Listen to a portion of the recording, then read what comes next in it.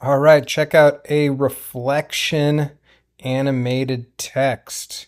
So, pretty easy to type layers with a shadow in between them on a lake set to the background. And if you want to add a little bit of complexity, make it a little more photorealistic, you can send it to Photoshop and get something like this where the shadow kind of fades away as it gets farther away from the letters.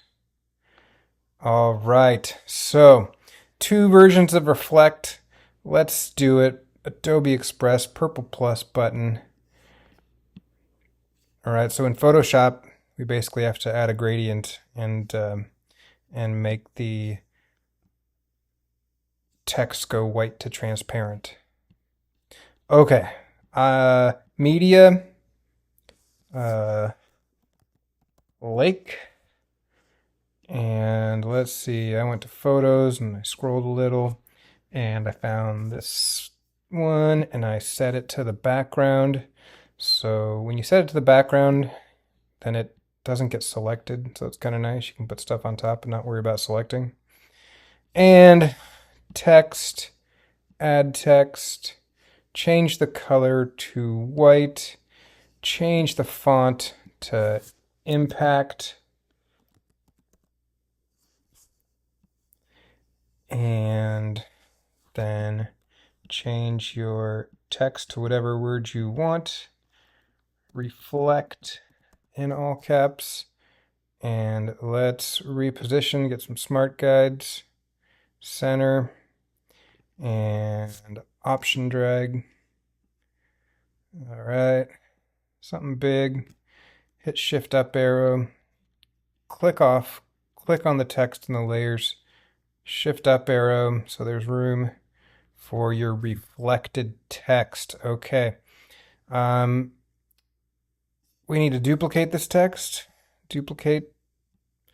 We need to select both the type layers, position them top left so they're back on top of each other. Grab the second bottom layer and scroll to the bottom of that edit text panel. Position, flip it, shift down arrow.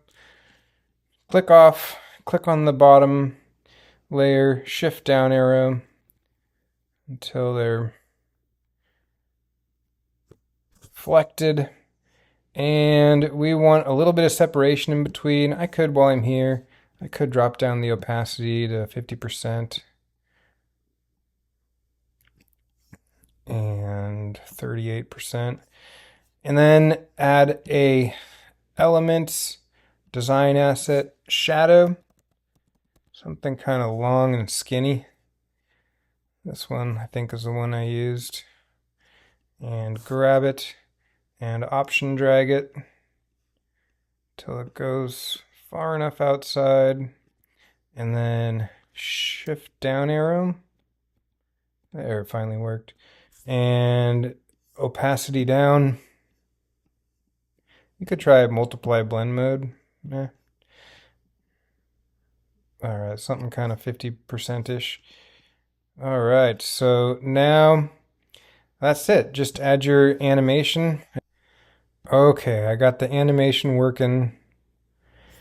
Just set the top layer to in, drop. I went to 4 seconds. Change to word, leave it at going down. And then the bottom layer, when you edit the animation, make sure it's on word and leave it to down. I guess because it's rotated or flipped, it's inverse direction. So that's a fine. If that works for you, that's great. If not, grab that bottom layer, copy it, and control click on the A, open link in new tab, and then switch over to Photoshop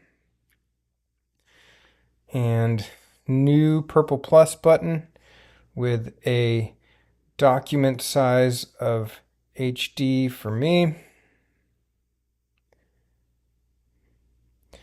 And Command V, the letters of the text, come in as a type layer. So let's click on it to highlight it, change it to white. It's going to disappear because our background is set to white.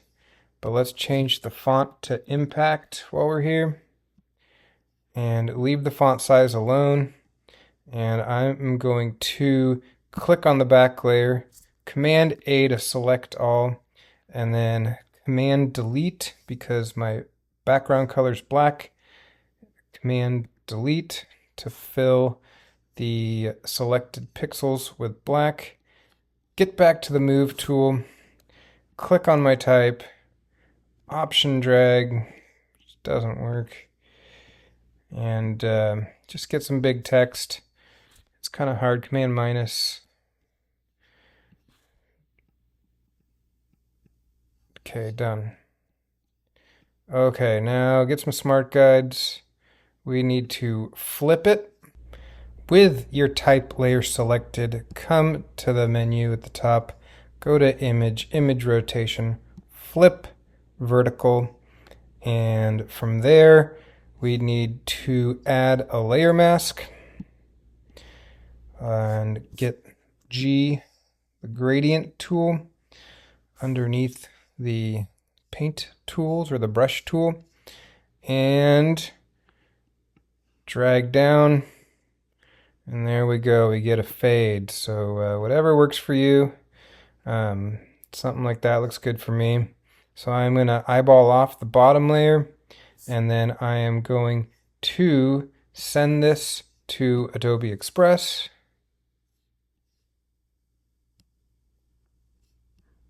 Like I said, I'm going to send this, maybe, there we go.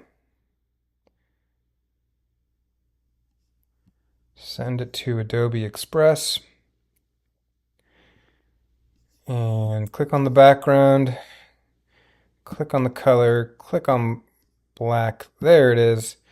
All right, looks good. So I can select the layer, copy it, Command C, bring it in, and in a new page, what I want to do is Page Actions, Duplicate, and then I want to delete my bottom type layer, and I want to click on the background, Command V to paste in, and then I want to Option drag until they snap into place as close as possible.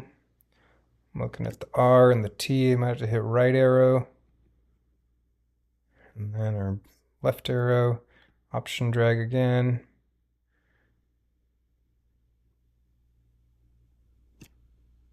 Left arrow. There we go.